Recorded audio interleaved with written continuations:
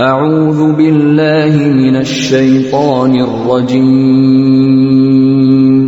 پناه غواړم د الله د شیطان رټلی شوینا بسم الله الرحمن الرحيم شروع کوم د الله د نومنا چې ډېر مهربانا او رحم کون کې دی والشمس وضحاها والقمر إذا تلاها والنهار إذا جلاها والليل إذا يغشاها والسماء وما بناها قسم دې پنور او دنور په ګرمۍ باندې او قسم دې پسپونګ مې باندې کله چې هغه پنور پسې راځي او قسم دې په ورځ باندې کله چې هغه نور ښکارا کوي او قسم دې پشپې باندې کله چې هغه پنور باندې ورخوريږي او قسم دې په اسمان او په هغه ذات باندې چې هغه ودرولو والارض وما طحاها ونفس وما سواها فألهمها فجورها وتقواها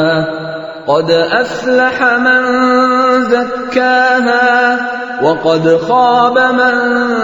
دساها او قسم دې پزمکا او په هغه ذات باندې چې هغه وګړولا او قسم دې د انسان په نفس او په هغه ذات باندې چې هغه هوار کړو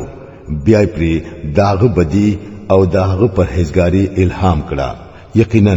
کامیاب شو هغه کس چې نفس پاک کړو او ناکام شو هغه کس چې هغه دباو کړو كذبت ثمود بطغواها إذ انبعث أشقاها فقال لهم رسول الله ناقة الله وسقياها